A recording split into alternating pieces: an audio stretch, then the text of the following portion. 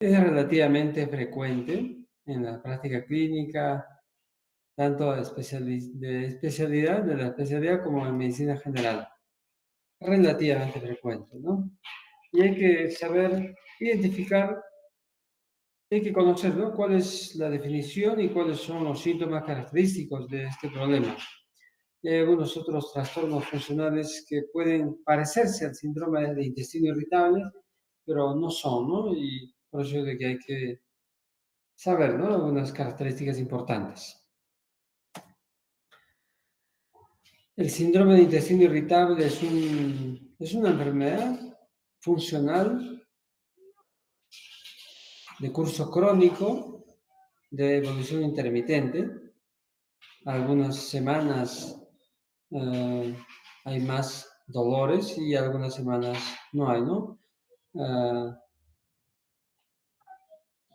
Y se caracteriza por dolor abdominal, principalmente. El principal síntoma es dolor abdominal, recurrente, obviamente, a nivel del abdomen. No hay un sitio específico, pero sobre todo los dolores son en los flancos, en las fosas ilíacas, en el mesogastrio, podría ser.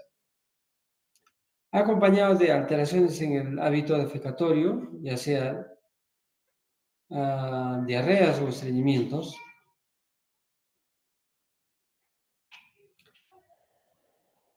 Y donde no hay una causa orgánica que lo justifique. Y además no hay síntomas de alarma, signos de alarma. Solo es bueno, la característica es que tiene una enfermedad, tiene una evolución crónica, un curso intermitente, dolor abdominal y alteraciones de la defecación, ya sea en diarrea o estreñimiento, y no hay signos de alarma. Si hubiera algún signo de alarma, además de los otros síntomas de dolor, diarrea, estreñimiento, ya estaremos hablando de otro problema y no del síndrome de intestino irritable. ¿Está bien? ¿Está corriendo la diapositiva? Sí, doctor. ¿Sí? Bueno, el problema de intestino irritable no es mortal, no genera cáncer, no produce sangrados, hemorragias, nada de eso. Sin embargo, por los síntomas intermitentes, recurrentes, de todas maneras producen una alteración en la calidad de vida, ¿no?, de las personas que lo tienen. Y siempre no es bonito estar con molestias, ¿no?, frecuentemente. Ese es uno de los motivos, ¿no?, por lo cual se considera una enfermedad, ¿no?, porque afecta a la calidad de vida de las personas. Por otro lado, este síndrome de intestino irritable representa un problema médico que significa altos costos, porque hay que hacer pruebas de despistaje, de todas maneras, pruebas de descarte de otras enfermedades, y costos directos para el paciente, para los hospitales, y costos indirectos, ¿no?, porque por los síntomas a veces los pacientes no trabajan bien o se ausentan, etcétera, o disminuye la productividad en su trabajo, etcétera.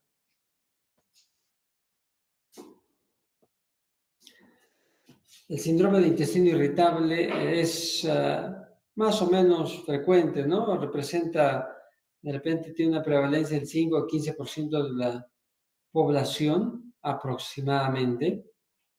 Sin embargo, estrictamente utilizando criterios de Roma 4, la prevalencia podría ser solamente del 6%.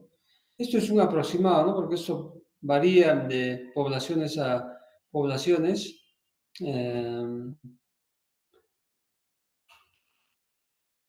nuestro medio no hay una prevalencia clara, demostrada con alguna investigación, no hay, ¿no?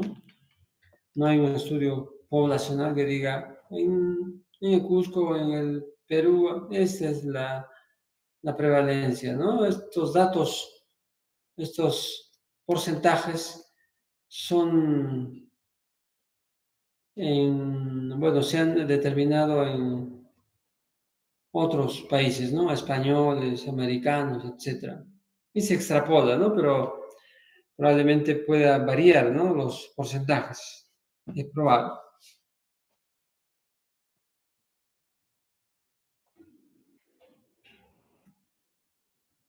La etiología de la enfermedad es desconocida, porque está asociado a muchos factores, ¿no? No solamente, antiguamente se vinculó al síndrome de intestino irritable a problemas emocionales, ansiedad, depresión, pero no solo eso determina el síndrome de intestino irritable, sino también los problemas dietéticos, las infecciones previas, las infecciones gastrointestinales previas, ¿no? También son importantes y la alimentación, ¿no? Como había dicho, malos hábitos alimentarios, dieta predominante en azúcares simples, comidas chatarras, etcétera, pueden favorecer la, la enfermedad de intestino irritable. Esta enfermedad frecuentemente afecta a la población joven de 30 a 50 años. Cuando estamos frente a pacientes de este grupo etario con los síntomas compatibles con intestino irritable, bueno, no hay mucho, digamos, no hay mucha probabilidad de que estemos errando. Pero si el paciente es anciano o es mucho más joven o adolescente, por ahí podríamos estar de repente en mayor probabilidad de cometer algún error diagnóstico, porque seguramente de repente no es enteramente al 100% intestino irritable, sino puede haber otra enfermedad, ¿no? Por lo cual hay que tener en cuenta este grupo etario, este rango etario, cuando estemos diagnosticando, ¿no? De intestino irritable. Es mucho más frecuente en la población femenina, en mujeres, y sobre todo, incluso en mujeres de niveles socioeconómicos, estratos socioeconómicos bajos. Sí está asociado a depresión, ansiedad, etc. Y está asociado a otros problemas, a problemas o a hábitos alimentarios, infecciones gastrointestinales, etc. ¿Cuál es la fisiopatología de la enfermedad? El síndrome de intestino irritable se va a manifestar debido a algunos factores importantes, ¿no? Como los alimentarios. La dieta occidental, la dieta en la actualidad predomina de algunos alimentos, ¿no? Por ejemplo, bueno, los lácteos son alimentos buenos, pero que pueden facilitar la presentación de este síndrome de intestino irritable.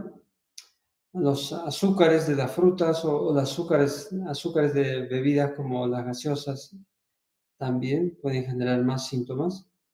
O algunos alimentos, ¿no? Que en realidad no son malos, como los frijoles, las menestras, pero pueden generar más síntomas.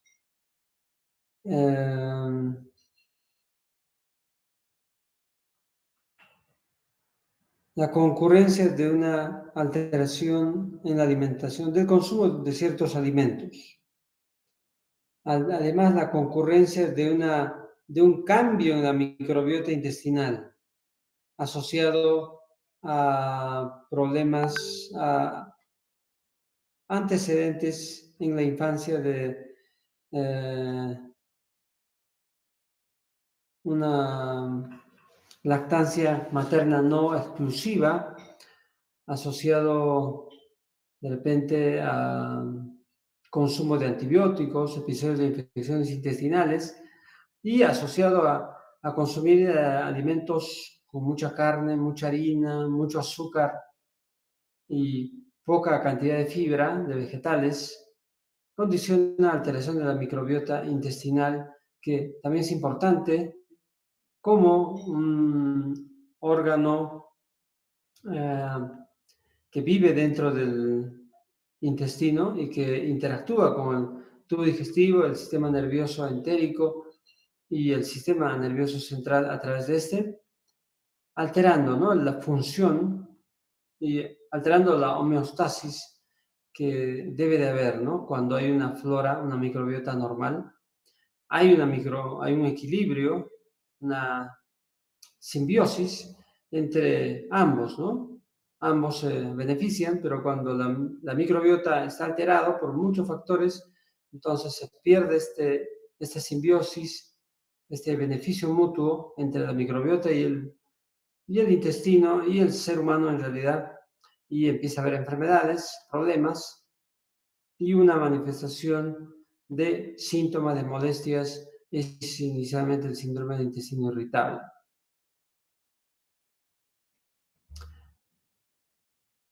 Por otro lado, un factor importante es, bueno, no despreciable, es la hipersensibilidad, ¿no?, que tienen algunas personas asociado a alteraciones emocionales, asociado a problemas psicológicos, etcétera. Pero no es determinante, ¿no?, solamente la presencia de alteraciones psicológicas como causa del síndrome de intestino irritable. Así, el consumo de algunos alimentos, cuando ya uno está desarrollando la enfermedad, ya está presentando los síntomas, algunos de estos alimentos van a generar fermentación rápida porque son metabolizados por bacterias, ¿no? Y por bacterias y por organismos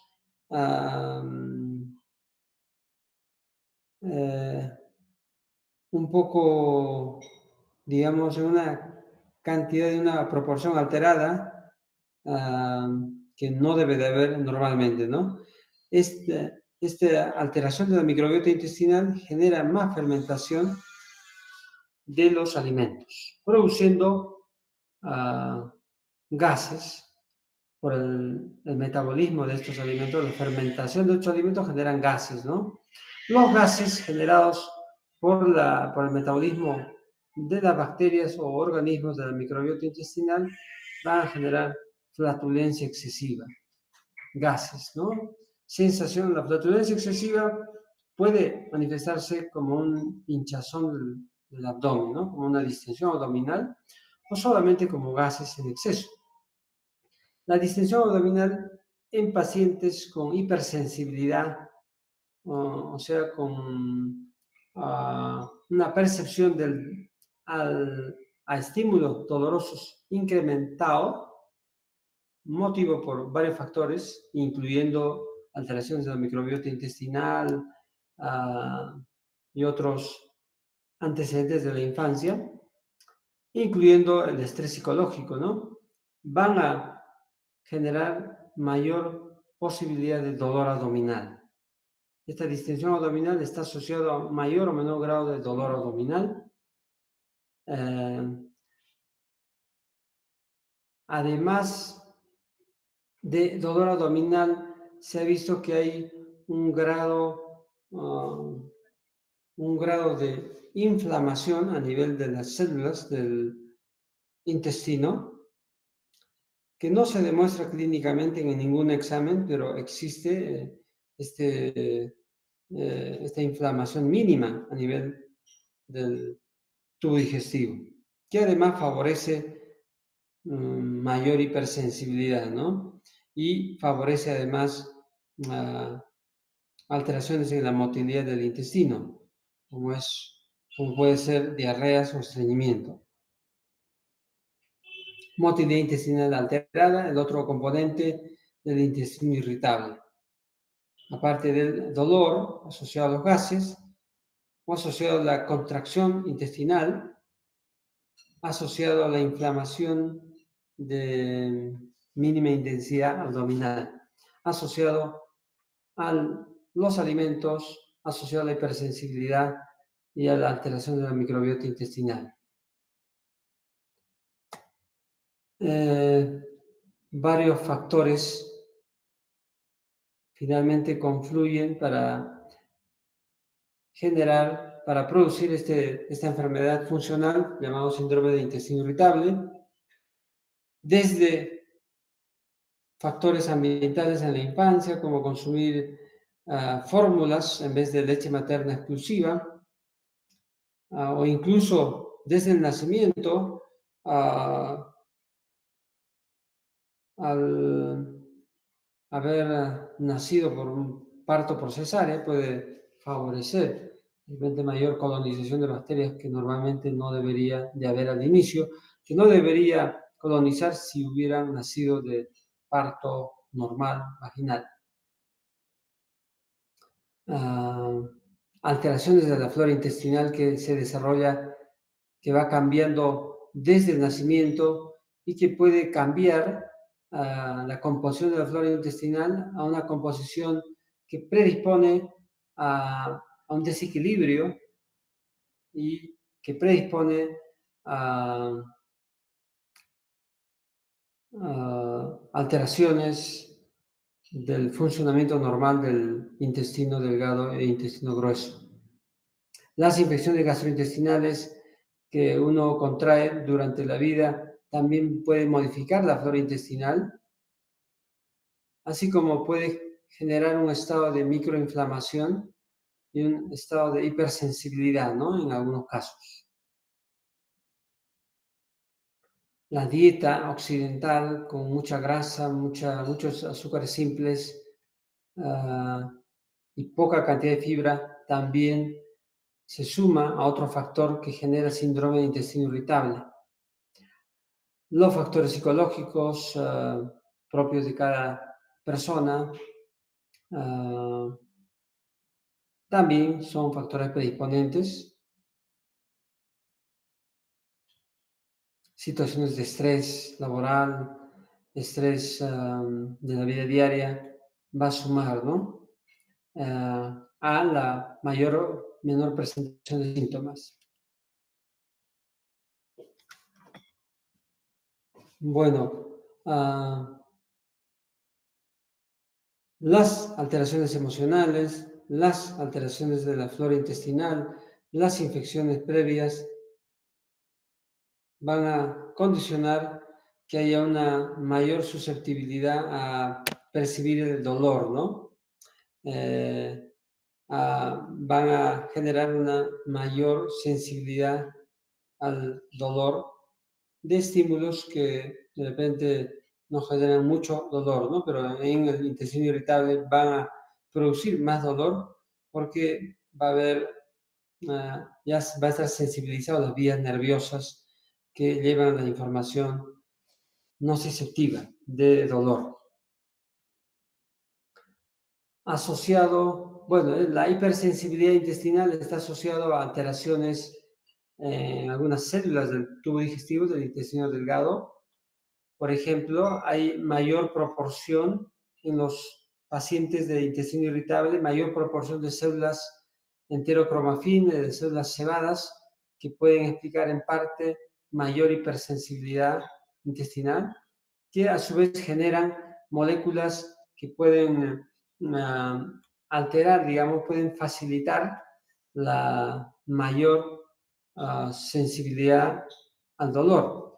Moléculas como la serotonina, por ejemplo, hay una mayor producción y mayor liberación o una alteración en la producción de serotonina a nivel intestinal, producido por células del sistema inmunológico, ¿no? Como células cebadas, células enterocromafines u otras células intestinales que también van a influir en la motricidad intestinal, generando una motilidad aumentada, que se denomina diarrea, o generando una motilidad más lenta, como es el estreñimiento. Entonces, hay una interrelación, ¿no?, entre factores que afectan a la flora intestinal y los síntomas que se generan, ¿no?, por esta alteración en la microbiota, por las dietas, etc.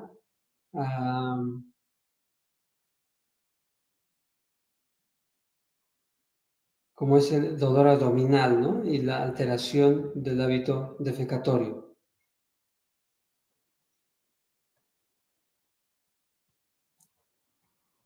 La hipersensibilidad y la disfunción motora están relacionados, ¿no?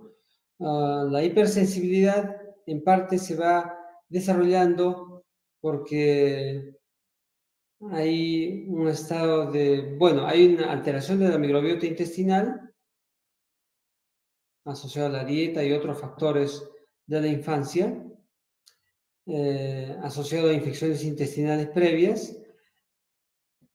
Toda esta alteración de la microbiota intestinal va a generar una alteración a nivel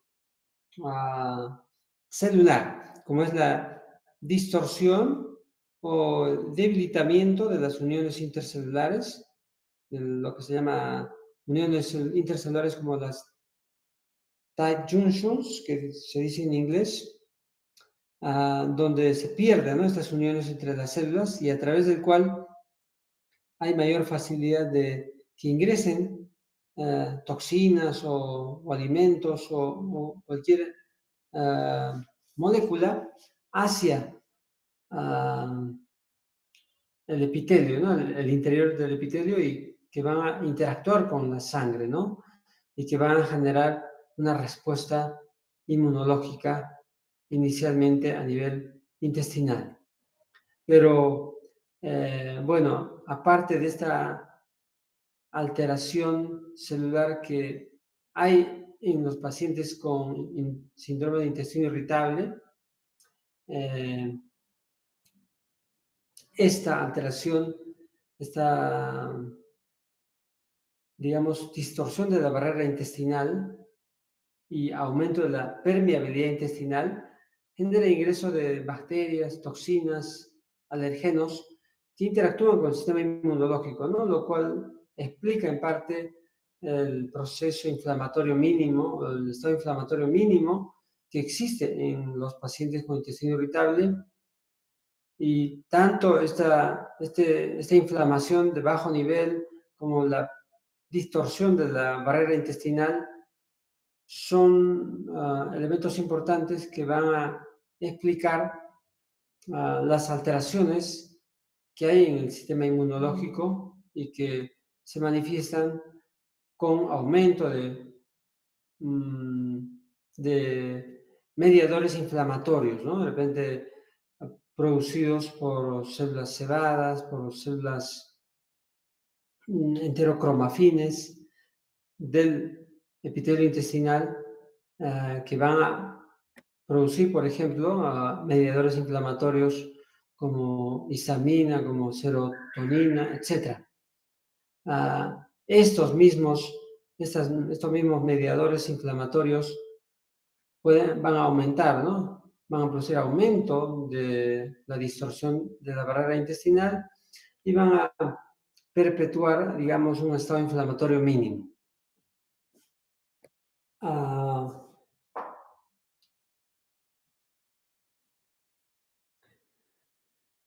Todas estas alteraciones se producen, ¿no?, a nivel celular, a nivel del epitelio intestinal, del intestino delgado y del intestino grueso.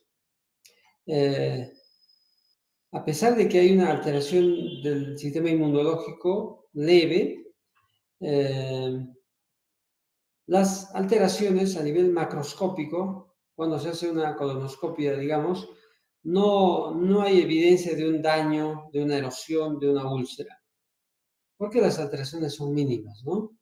A nivel microscópico, de repente, si se toma biopsia, se puede encontrar digamos, algo de inflamación. Pero a nivel macroscópico no hay evidencias de que haya úlceras, llagas, enrojecimientos o heridas que sí caracterizaría a otros problemas, ¿no?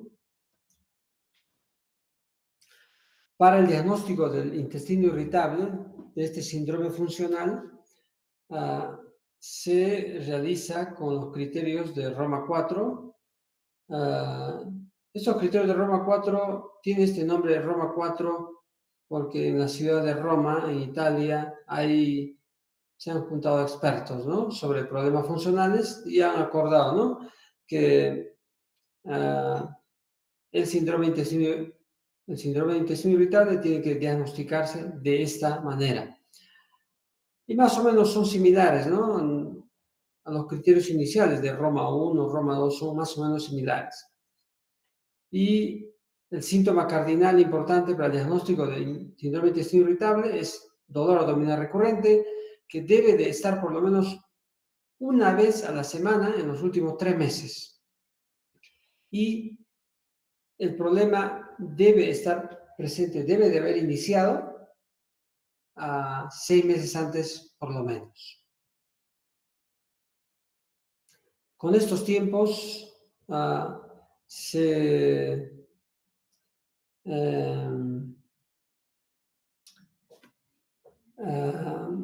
se afirma que la enfermedad está asociada, digamos, a un curso crónico con estos tiempos de 3 meses, ¿no?, con este tiempo de evolución.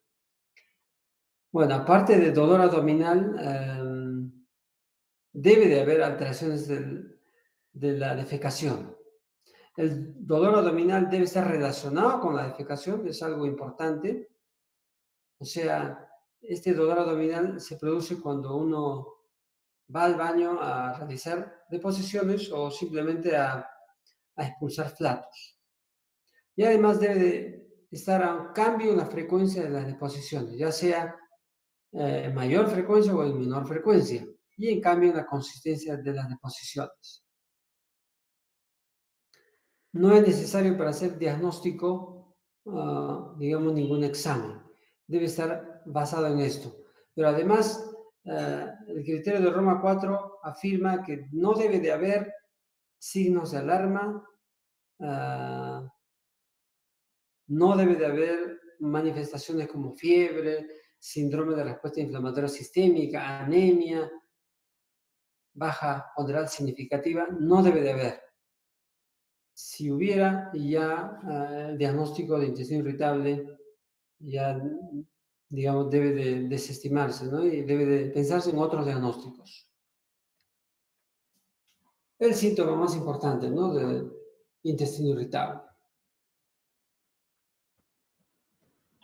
dolor abdominal a nivel de mesogastrio, del flanco, que se relaciona con la defecación,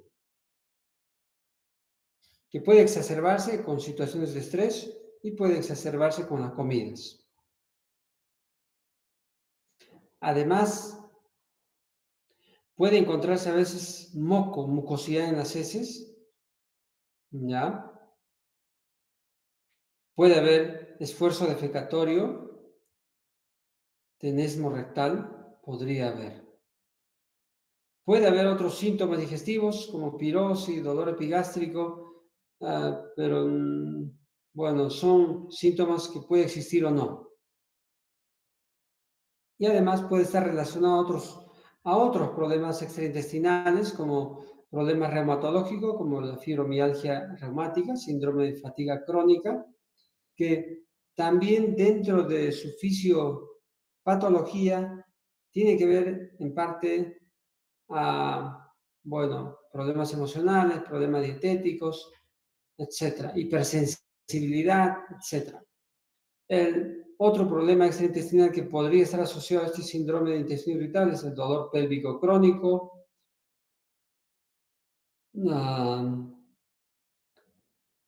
cefaleas, dolores musculares, palpitaciones, dolor torácico, insomnio, etc. Puede haber disminución del deseo sexual, alteraciones, dolor,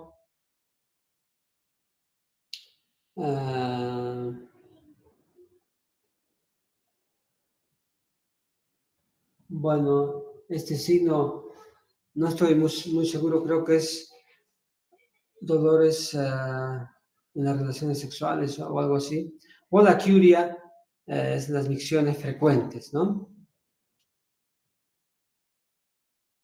Ansiedad, depresión, puede estar asociado a asma, prurito, mal aliento, mal sabor en la boca, dolor en el cuello, en la espalda, etc.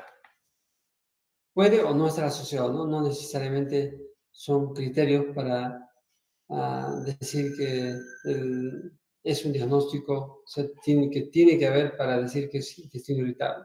Puede existir en algunos casos. El síndrome de intestino irritable se clasifica en tres tipos, tres formas de intestino irritable de acuerdo al hábito defecatorio. Síndrome de intestino irritable con estreñimiento, con predominancia de estreñimiento, síndrome de intestino irritable con diarrea o síndrome de intestino irritable mixto, donde hay tanto diarreas como estreñimiento. En el síndrome de intestino irritable con estreñimiento hay heces duras en más del 25% de las defecaciones. En el predominio con diarrea hay heces disminuidas de consistencia en más del 25% de las veces. Y en el mixto hay ambos tipos de deposiciones.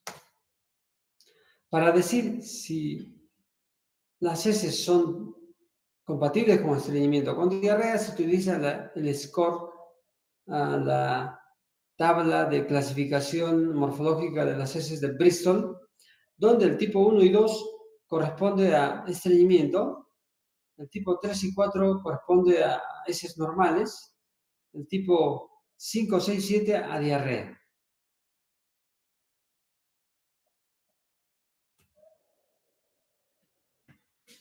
Cuando estamos frente a un paciente con un cuadro clínico de repente que nos puede hacer pensar en colon irritable o intestino irritable, hay que tener en cuenta algunos aspectos que nos deben de hacer dudar de la posibilidad de intestino irritable. Por ejemplo, la edad. Si el paciente tiene más de 50 años, hay que dudar que sea un intestino irritable. Esta edad está asociado a mayor riesgo de cáncer, a mayor riesgo de enfermedades orgánicas, por lo cual hay que dudar, ¿no? Cuando uno quiere hacer diagnóstico de intestino irritable y el paciente tiene 50 años, 60 años, hay que pensar muchas veces para decirle, tienes colon irritable o intestino irritable, ¿ya? No hay que ser muy ligeros. Si hay baja de peso, signo de alarma, baja de peso significativo, ¿no? Si hay sangrado rectal, rectorragia, dolor abdominal nocturno, progresivo, si hay fiebre o síndrome de respuesta inflamatoria sistémica, si hay anemia o elevación de marcadores inflamatorios como proteína C reactiva, etc., también habría que dudar y rechazar el diagnóstico de intestino irritable. Está bien, ¿no? La transición de las diapositivas. Sí, doctor. Ahora, hay algunas enfermedades que pueden parecer síndrome de intestino irritable. Pueden parecer, pero no son. Y son estas enfermedades, ¿no? Como la enfermedad inflamatoria intestinal podría simular síndrome de respuesta podría simular síndrome de intestino irritable, pero no es. La enfermedad inflamatoria intestinal puede dar dolor abdominal, puede dar a veces diarreas, o bueno, es menos frecuente que haya estreñimiento, pero dolor, diarreas puede haber. Pero la diferencia es de que hay otras características, ¿no? Síndrome de respuesta inflamatoria sistémica, anemia, etcétera, sangrados, etcétera. El cáncer igual, ¿no? Puede dar en sus etapas tardías, puede dar dolor abdominal, puede dar alteración permanente del calibre defecatorio, adelgazamiento del calibre de las heces de forma permanente y reciente, y sobre todo en pacientes mayores de 50 años. Por eso la edad de más de 50 años nos debe hacer siempre descartar la posibilidad de algún cáncer, ¿no? Y por lo cual hay que, digamos, hay que descartar, ¿no? Estas enfermedades orgánicas a través de una colonoscopia. Infecciones intestinales de igual manera, ¿no? Una disentería, ya sea por bacterias gram negativas o por parásitos como entamoeba histolítica, pueden, o diarreas producidos, o una enfermedad intestinal producida por Giardia lamblia, puede dar cuadros con dolores abdominales, diarreas, estreñimientos, gases, puede simular, ¿no? El intestino irritable. Y si no descartamos con algún examen, bueno, vamos a dejar de diagnosticar, ¿no? Este problema. Una enfermedad sistémica, de igual manera, diabetes, etcétera, puede simular dolores abdominales, gases, estreñimientos, diarreas. Intolerancia a algunos alimentos, como la intolerancia a la lactosa, es, bueno, puede presentarse simultáneamente a síndromes de intestino irritable, incluso puede generar, bueno, los mismos síntomas del intestino irritable, ¿no? La intolerancia a la lactosa, por ejemplo. La intolerancia a alimentos en realidad es un problema funcional, ¿no? De mala digestión de algunos alimentos, que sí, de repente se puede generar los síntomas típicos de intestino irritable. Y retirándolos, evitando estos alimentos, de repente leche, queso, etcétera, no va a haber muchos síntomas de intestino irritable.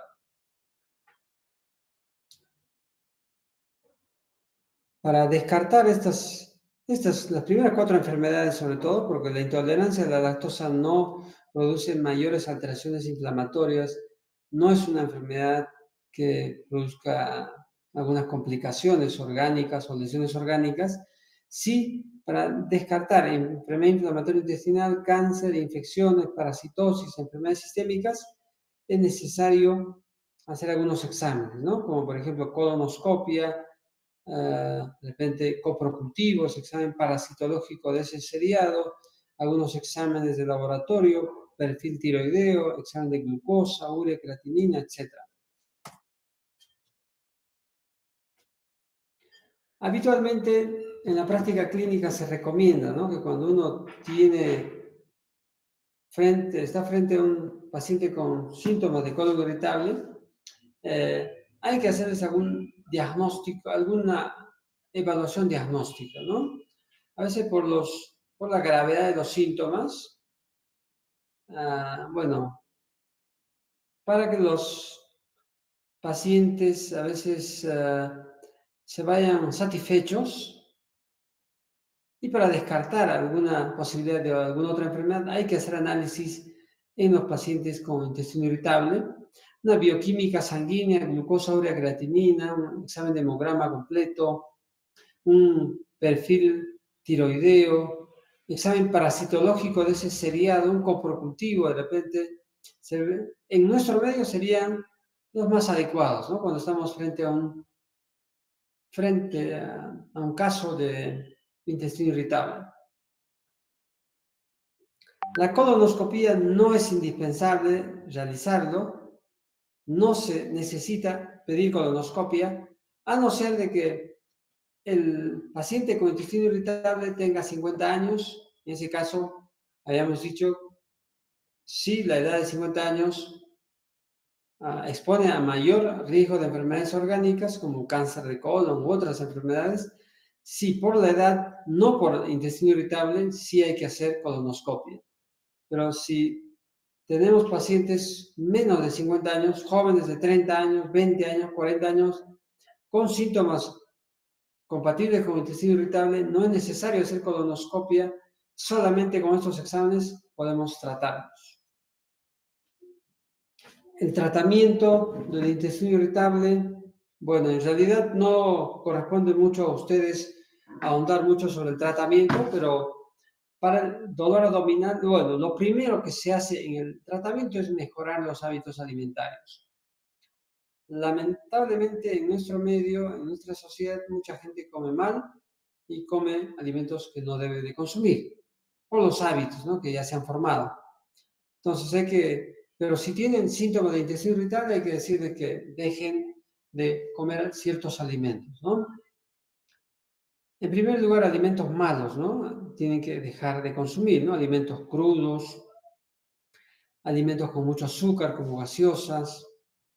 Y en segundo lugar, algunos alimentos que no son tan malos, pero que pueden generar síntomas, ¿no? De repente evitar leche, queso, evitar algunos vegetales que puedan generar más síntomas. Aparte de eso, bueno, aparte de algunas restricciones dietéticas, hay que dar algunos tratamientos sintomáticos para el dolor, ¿no? A base de antiespasmódicos. El dolor está relacionado a la contracción del intestino o a la hipersensibilidad por contracción intestinal.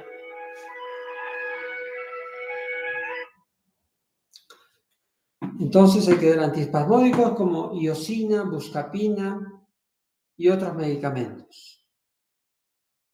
Mebeverina, otilonio bromuro, por ejemplo.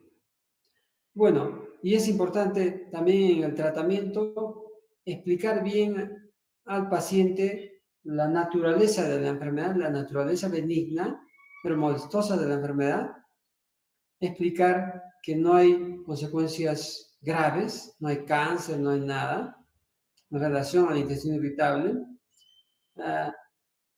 Y bueno,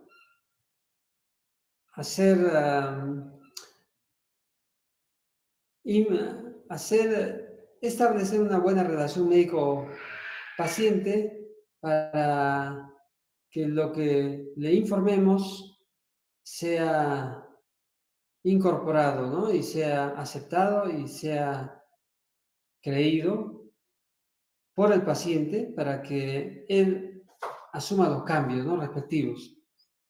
A veces establecer una relación médico-paciente adecuado es difícil, ¿no? Con este tipo de pacientes que tienen problemas funcionales crónicos donde no hay ningún resultado positivo que lo confirme y es difícil, ¿no? A veces hay que explicar una y otra vez.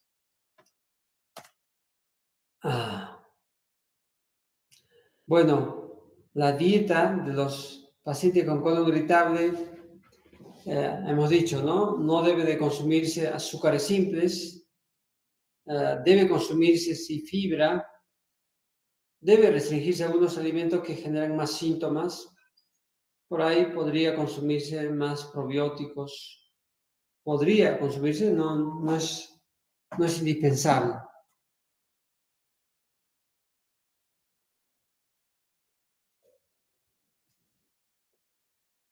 La dieta FODMAP se refiere a una dieta que tiene carbohidratos que se absorben y se fermentan fácilmente.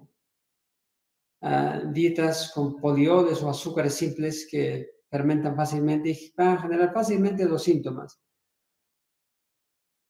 Hay muchas frutas que generan estos, digamos, que se fermentan fácilmente, ¿no? Frutas, vegetales, lácteos, cereales, pero no está bien decirle al paciente que restrinja todos estos alimentos, ¿no? Hay que restringir alimentos que le producen más síntomas, si no podemos correr el riesgo de entrar en estados de desnutrición, ¿no? Que no es recomendable. Hay que restringir algunos alimentos que generan más síntomas, pero sobre todo los azúcares simples, esos son los primeros que hay que restringir, ¿no? Los otros, dependiendo, ¿no? Restringir un poco el volumen, pero sí los azúcares simples, gaseosas,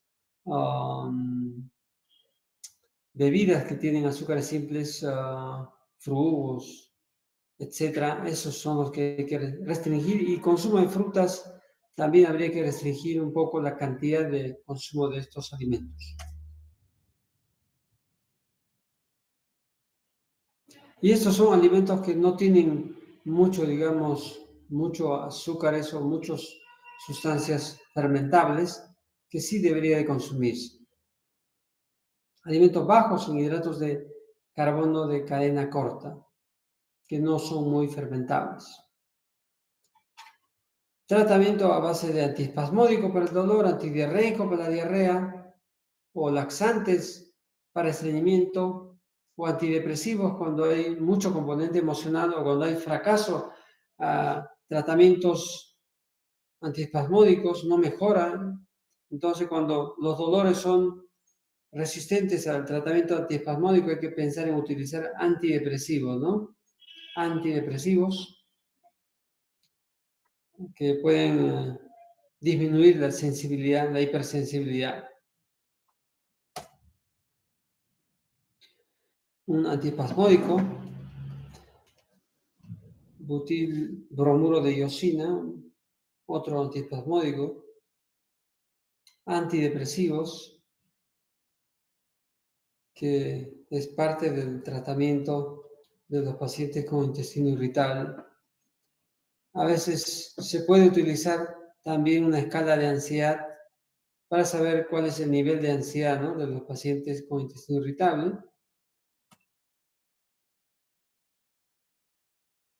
En algunos casos donde no hay una eficacia en el tratamiento, no hay una respuesta a los tratamientos antiespasmódicos, antidiarreicos, laxantes, antidepresivos, y los síntomas persisten, se puede dar antibióticos, no absorbibles. Podría empezarse con metronidazol, podría utilizarse rifaximina y puede beneficiar, ¿no?, a un grupo de 10-20% de pacientes con intestino irritable. Los otros problemas funcionales, aparte de intestino irritable, está bien, ¿no?, la señal, no hay ningún problema. Sí, doctor, todo bien. Los otros tres problemas funcionales de intestino irritable que también se puede ver en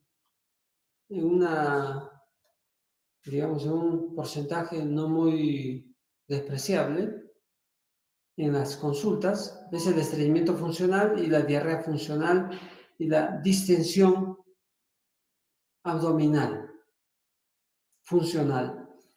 El estreñimiento funcional que se refiere a la defecación dificultosa o infrecuente o incompleta. Para hacer diagnóstico de estreñimiento funcional tiene que haber dos de los siguientes criterios.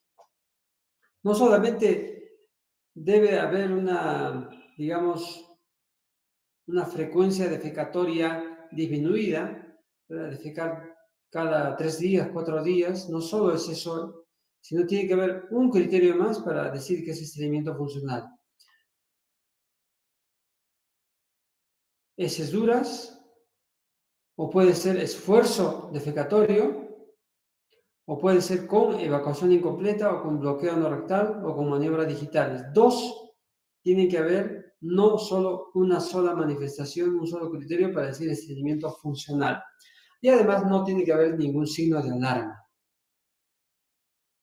Ahora, cualquiera de estos criterios deben de estar presentes en más del 25% de las deposiciones. El estreñimiento funcional no quiere decir de que todo el tiempo va a estar estreñido, ¿no? En más del 25% de las deposiciones al mes que tengan esa característica, ya podríamos hablar de estreñimiento funcional. La diarrea funcional igual.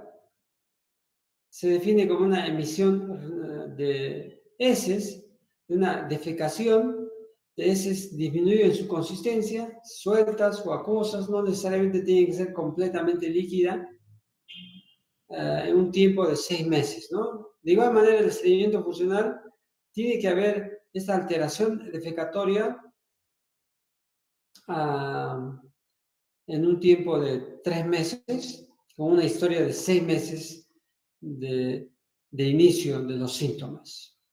De igual manera, en la diarrea funcional tiene que haber una historia crónica de 6 meses, ¿no?, de estas alteraciones funcionales, en más del 25% de las defecaciones. Y no debe de haber signos de alarma absolutamente, ningún signo de alarma. Y el otro problema funcional es la distensión abdominal funcional, que se refiere a la sensación de plenitud de hinchazón abdominal recurrentes asociado a presencia de gases en el intestino delgado o grueso, o asociado a aumento del diámetro de la circunferencia abdominal. De igual manera que haya una sintomatología, digamos, que se presente en los últimos 6 meses, ¿no? Con estos síntomas de hinchazón abdominal recurrentes, ¿no? No necesariamente tienen que presentarse diariamente, sino hasta el 25% en el tiempo que se evalúa, ¿no? Pero en el tiempo de 6 meses. La sensación de distensión abdominal está asociado a la fermentación de alimentos a nivel intestinal, está asociado al ingreso de aire a través de la alimentación, que se puede quedar y puede descender también, y asociado al metabolismo bacteriano, ¿no? Que genera mucho más gas de alimentos que no se digiere en el colon, a nivel del colon.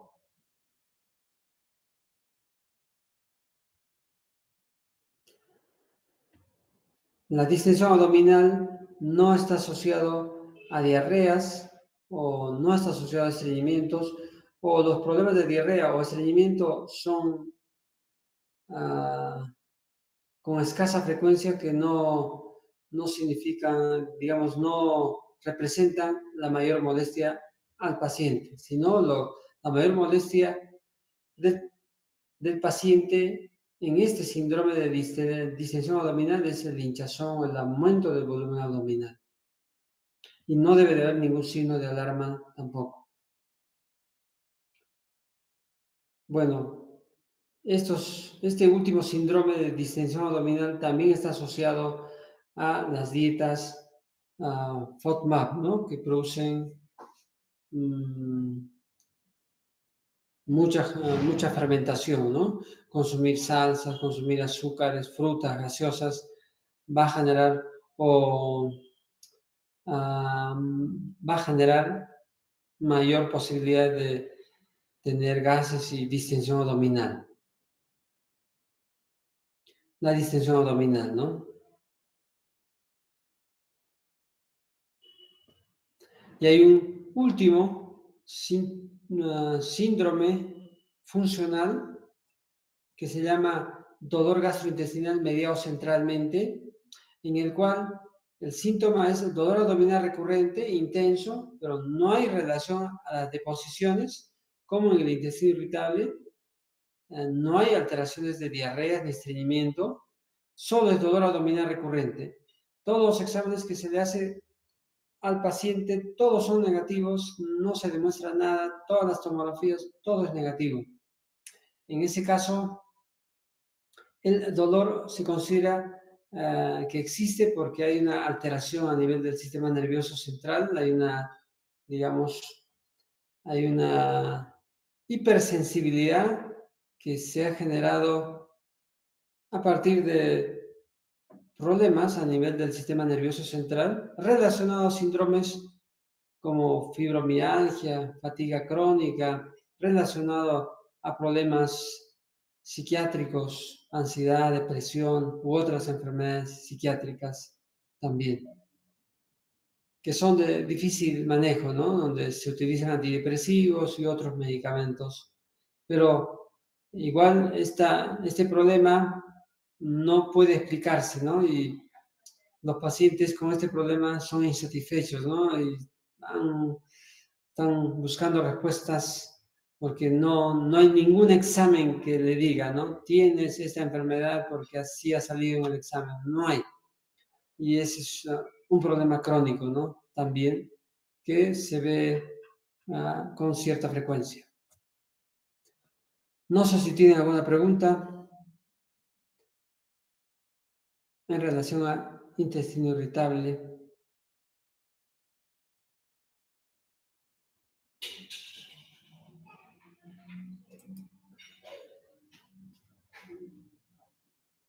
¿Todo bien? ¿Se ha escuchado bien las diapositivas? ¿Alguna Sí, duda? doctor, todo bien. Ya. Ya. Bueno, entonces nos vemos la próxima semana. La próxima semana van a exponer, por favor, diarrea, el grupo que tiene que exponer diarrea aguda. Está bien, doctor. Ya, ya nos vemos.